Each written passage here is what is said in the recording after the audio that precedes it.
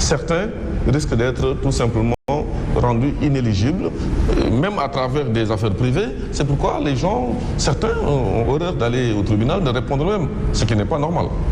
Mais finalement, donc, vous, les hommes politiques, vous devriez jouir d'une impunité totale. C'est ce que vous voulez dire. Je ne suis pas d'accord. Je ne suis pas d'accord. Oui. Je ne suis pas d'accord parce que telle ma position est connue au Sénégal. Toute personne qui est convoquée devant les juridictions doit répondre, doit comparaître. Donc il n'y a pas d'impunité possible. Ceux qui veulent de l'impunité, moi je suis contre. Maintenant, la tension dans ce pays, c'est dû à une sorte de troisième mandat et tout le monde le sait.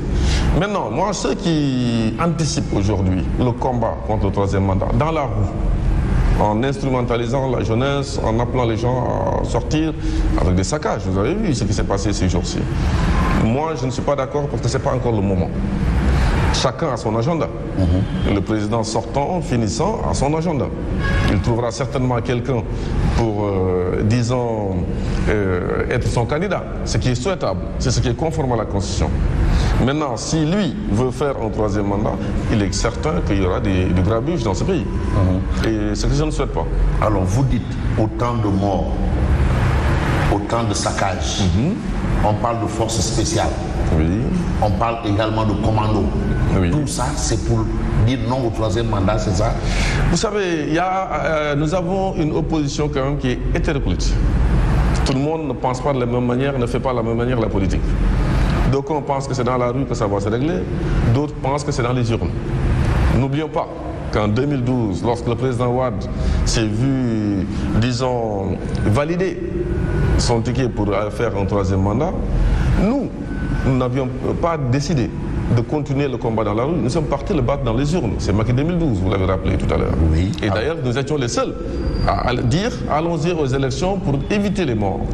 Ce qui va se passer aussi en 2024, si tel est le cas, je mets toujours au conditionnel, c'est que nous sommes pour réveiller la majorité silencieuse, qui est quand même de plus de 53%. Vous savez qu'aux dernières élections, 53% des Sénégalais ont refusé de se prononcer, ni pour le pouvoir. Des personnes, des électeurs, oui, ont refusé de se prononcer. Je trouve qu'il faut qu'ils se réveillent et qu'ils tranchent le débat. Parce que le Conseil constitutionnel rendra certainement une décision si le président brigue un troisième mandat qui n'est pas conforme à la Constitution, parce que tous les 7 magistrats sont nommés par le président de la République, qui est juge et parti. Alors aujourd'hui, quand même, on va parler de l'affaire Sonko, c'est l'actualité. Il a été convoqué au palais de justice, le verdict a été rendu finalement. Alors, à votre avis, ça peut renvoyer à quoi? Est-ce que le débat sur un peu la justice qui est à la solde, ou bien qui agit comme le bras armé, certains vont jusqu'à dire le nègre de service du pouvoir, de l'exécutif, est-ce que là, au moins, la justice n'a pas bon dos, à votre avis? Je pense que l'histoire m'a donné raison. Je n'ai cessé de dire qu'il faut éviter de fragiliser les institutions. Ce n'est pas parce qu'on a un problème politique, qu'on a une envie démesurée d'être président du Sénégal, qu'on va tirer sur toutes les institutions, y compris l'institution judiciaire. Moi, j'ai dit qu'il fallait faire confiance à la justice. Certes, elle est imparfaite, la justice sénégalaise. On a un sentiment d'instrumentalisation ou bien même de justice sélective. Ça, on le sait. Les cas sont là. Mais est-ce à aller jusqu'à dire que toute cette justice-là ne vaut rien, que tout le monde est pareil? Non. Moi, j'ai toujours dit, voilà. Et donc, on est convoqué devant un tribunal, il faudra répondre, aller se défendre, l'audience étant publique, et bien entendu, en sortir grandi. Ou bien même justice rendue. Et ce qui s'est passé donc dans cette affaire-là me conforte qu'il faut quand même faire confiance à la justice. Mais oui, mais vous êtes opposant, c'est vrai.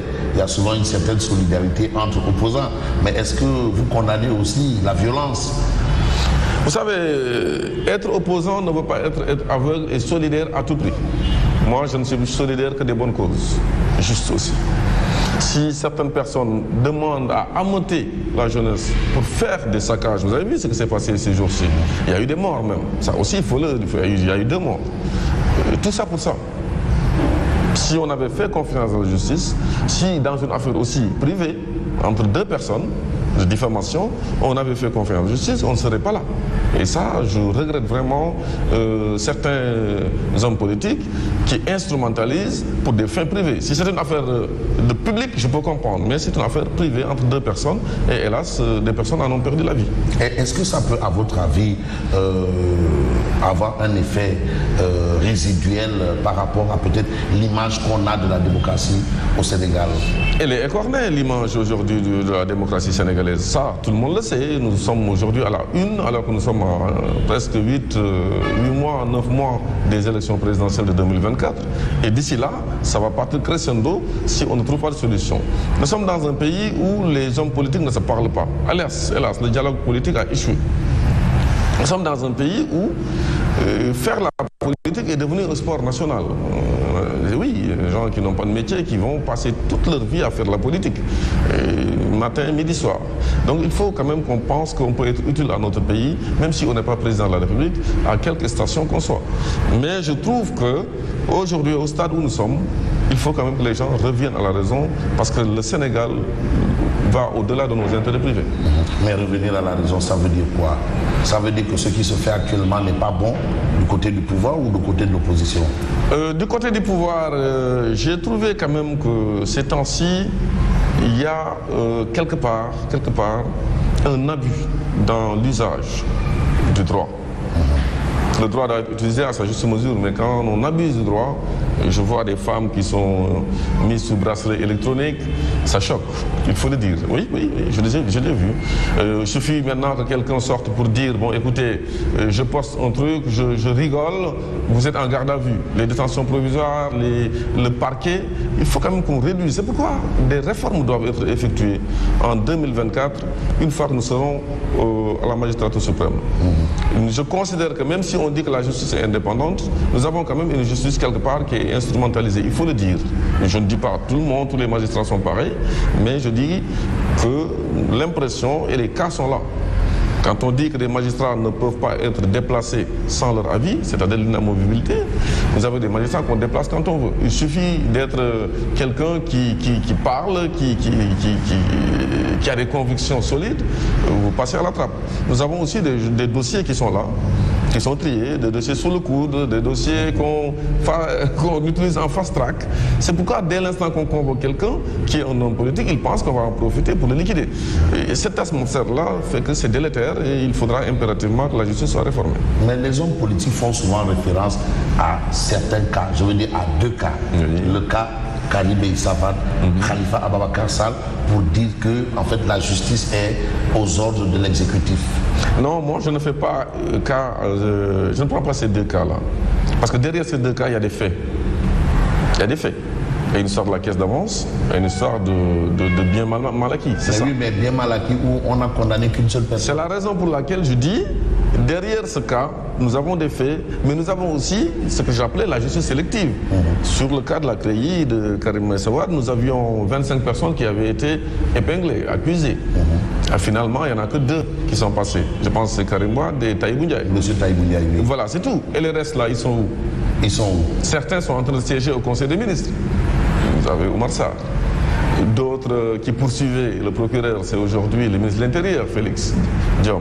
Il est au Conseil des ministres. Celui qui a donné des instructions aussi pour qu'on poursuive, siège au Conseil des ministres, c'est le président de la République. Donc cette affaire-là a fini dans une situation où aujourd'hui on pense même à, disons, amnistier des gens qui ont été condamnés pour des problèmes de deniers publics. Et sur ce point, qu'est-ce que vous en pensez? Notre position de Karim et Khalifa Ababacar Sall. Notre position. Ça va apaiser, selon certains, la tension politique. Donc la tension politique, l'apaisement du lendemain politique passe par l'amnistie de ces 2 personnalités. Je ne partage pas cette position. Ah bon? Oui, je ne partage pas cette position. L'apaisement à tout prix, non.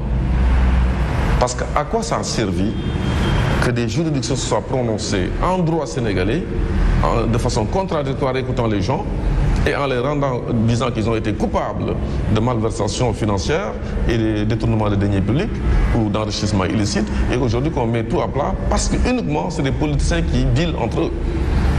Parce que je ne peux pas comprendre. Vous parlez de deal. Je dis, je pèse mes mots, on ne peut pas être président ou avoir un régime géré pendant 11 ans ou 12 ans et avant de partir, effacer l'ardoise. Tout ce qu'on a fait. Ils ont été épinglés et condamnés pour des détournements de deniers publics. Moi, je suis contre l'amnistie de personnes qui ont détourné des deniers publics. C'est quoi? C'est les faire revenir pour leur confier également des